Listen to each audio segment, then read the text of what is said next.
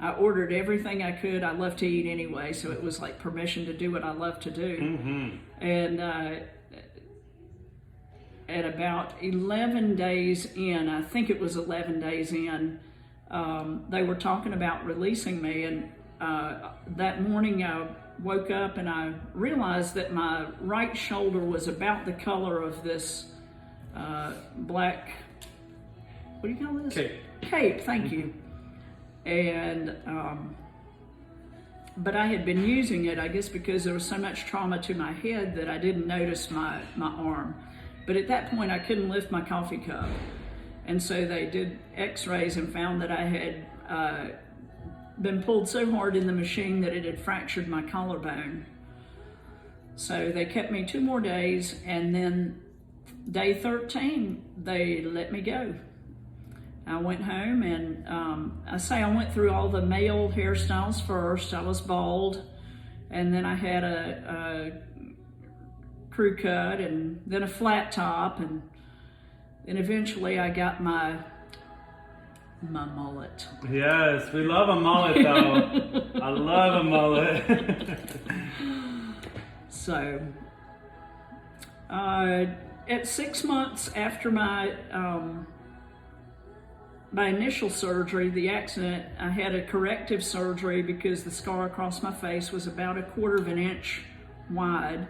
And so they did revision surgery on that, and they did a little revision surgery on the ear that had come off and got it so that it was, close to my head again. Mm-hmm. They look good. They look amazing. Thank you. No Dumbo ear here. Right. And if it was, we would have taken care of it. You know what I mean? That's right. So really, that's it. It was a 6-month recuperation, and really, after 2 weeks, I was pretty much healed, except for I had a pretty gaping wound across the back of my head where my ponytail had been. And they shaved your head, they shaved your scalp completely before they attached it, right? Completely, Yeah. with the exception of the half an eyebrow. Oh, wow, yeah. So they could place it and then Yeah. wrap it around. That's what he said. It was kind of like fitting a puzzle piece. That's crazy. Now, how do you feel, like, have you spoken to the folks that kind of experienced that with you at work? Like, are you connected via any kind of social media or anything like that? Do folks reach out to you and things like that, or? Well, I haven't been, but I did go back to work 6 months after the accident, and I went back to the same company, to the same plant. Whoa. And it was really hard to run a job because OSHA had come in and had set up all kinds of stops on machines so that kind of accident couldn't happen again. So it was very different. And after, I guess, maybe 6 months, maybe longer, they laid off folks. And so I was laid off, and I went a different direction at that point. I got you. And so what are you up to now? So now I am a chemical dependency counselor. I love my job. We do recover, and I love the fact that nobody has to die from the disease of addiction, although a lot of people will die before they find the hope of recovery. But if you want hope, you can call me, you can call Kyle. We will get you in touch with the treatment that you need and the program that'll work for you.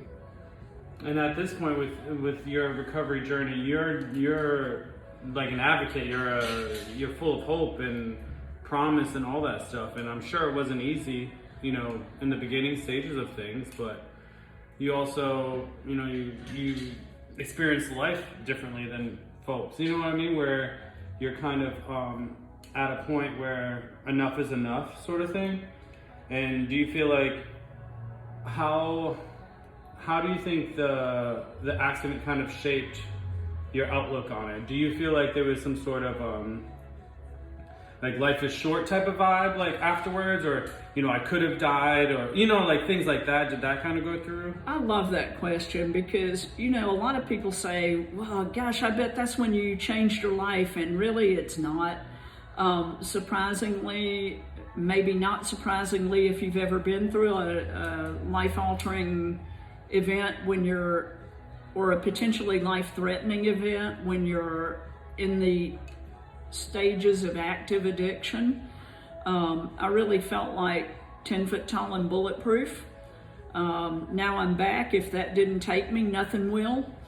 And so I went at it double fisted. I remember that when I came home, they said I could not go back to the house that I lived in, my own house, because I had several cats that lived there, and they said just for risk of infection, they wanted me to not be around pets. So I went back to my mother's house, and I remember the first day they had a hospital bed moved into the den, so I stayed there, slept there. I had to sleep basically sitting up for the first year because the pressure on the back of my head was such that I couldn't lay flat. But the first day I said, well, I may not be able to live at my house, but I can certainly visit my house. And so I called my friends. There were about 7 folks there, I think, when I got there, and my mother, of course, did not know this because she had no idea that I had a problem with alcohol or drugs at that point. And as soon as I walked in, my friends were like, what can we do for you? What can we get for you? And I said, pop the top and fire one up. Because I was back, and I really felt kind of invincible. Like if that hadn't taken me, nothing was going to. Absolutely, yeah. It was about 5 years later before I bottomed out and really had gotten to a point where I had spent everything I could get my hands on. I had squandered my college funds. The band I was in wasn't going anywhere, at least not with me. They were going somewhere. I wasn't going anywhere with them. So it was I was at a pretty desperate point in my life. I woke up one morning. It was like most other mornings. I had, finished the night before with some ridiculous amount of alcohol on top of whatever anybody else had. And, but I felt different inside, and felt like what came to me at that point was in school, in like the 4th, 5th, 6th grade, I don't know. They showed us the picture of the smoker's lung versus the pretty pink, healthy non-smoker's lung. And I felt like everything inside me must have looked like that smoker's lung. I felt just diseased inside and out from head to toe. And I thought, I know this has something to do with my drinking. I've got to do something about it. So that was my moment of clarity. It was years after my accident. So my accident really, I wish I could say it had that impact on me, but it was really only in hindsight that I felt like it impacted me in a positive way. And this is all of Susan's hair. There is no like implant, no nothing like so. Visually, I'm looking at it and it's like I have to visualize her scalp completely removed, and thinking of hair roots and everything else like that. That kind of depends on like if someone's going to go bald or not. If that root is still alive, it's still going to grow. So just kind of speaking on like folks that are experiencing hair loss and stuff like that, it's like if it's genetic or it's meant to be, it's going to be meant to be. Susan is meant to have this full head of hair with the scars and the sews and all that stuff, and it's just like her hair is just unbelievably resilient on the fact that it survived being essentially disconnected from the supply of food, right? And removed, and it was on and then they reattached it. 9.5 hour surgery, plus that doesn't even account for the time that it took from the accident until all that stuff. So it's just unbelievable that she has just visually, I just wish, this camera is good, but I just wish y'all could see how incredible these surgeons were in 1981 on top. Oh, dang. In 1981, above all things, like, it's legit. Like,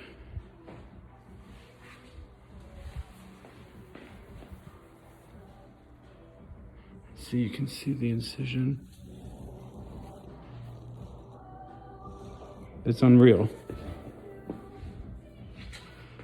In her ear and, you know, hairline and everything like that. And she recently had revision surgery, I would say, on your forehead, right? Essentially. Well, what I had was I had a blepharoplasty. Okay, that's And what. so it kind of did something to my forehead. These scars are not anything to do with The this initial- scar, which yeah. is the surgery. Gotcha. Okay. So this scar, like right above her eyebrow, is from 1981. Right. And these are her revision to remove, or at least, I guess, would you say lift? Like my eyelids. Yeah, because over time, her lids were kind of pretty much like sitting on top of her. Well, I guess this is Squeaty. sitting on top. Yeah. Squeaty. So, tell us a little bit about that revision surgery. Well, I think lots of folks, when they have squinty eyes, you know, this lid evidently, or the lids will just, they just need to be, some of that skin needs to be removed. And so I went to a doctor that had been highly recommended to me, and he did a wonderful blepharoplasty surgery, but wrapped my head a little too tightly, and as a result, my forehead just got no blood, I guess, flowing to it, and so it has these pressure wounds. Gotcha. Okay. So, but And you can see life so much clearer now, right? that's right, I could see clear. The first thing I noticed was, oh my gosh, it's so much brighter. I might actually have to wear sunglasses now. Right. And I do. That's incredible. And I have peripheral vision. Wow. That's fantastic. And I have a very resilient head, evidently, because look at my forehead. Like what, 6 months later? Yeah. And it's beautiful. It looks great. The surgeon did great. And tell the folks what you're using currently to kind of help with alleviating some of the mark of it, or the pressure wound, I guess. Oh, some of the, gosh, I can't tell you the beginning of this. Probably for a month, 2 months maybe, I had wounds that would not heal on my forehead. And so finally they started to heal with some Silvadene cream, but then we just started to put Neosporin, and then recently, to aid with the scarring and the discoloration, we've been using retinol, which is just something you can order on the internet, and it really has, I wish I could show you the before and after pictures, because again, you would not believe it. So maybe next time we'll bring before and after pictures. There you go. Yeah.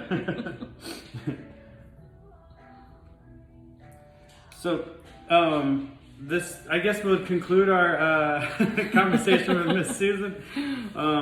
She's incredible, and you know, anyone that is dealing with anything that, you know, a loss of hope, or you know, something that, you know, it could be really, you know, there's so many different journeys. So again, please reach out to me or Susan, and you know, we can get folks that need help set up, and you know, all that jazz. So. That's right, and thank you, Kyle. And I'll tell you what, if you are a person who's struggling with addiction of any kind, doesn't matter if it's opiates or alcohol, marijuana, cocaine, makes no difference. If you're like me, more, preferably yours, just call Kyle, call me, get up with us. We'll hook you up with some hope. And believe me when I tell you, the clarity in active recovery is 10,000 times better than the haze of active addiction. Trust it. That's awesome. Yes, Susan.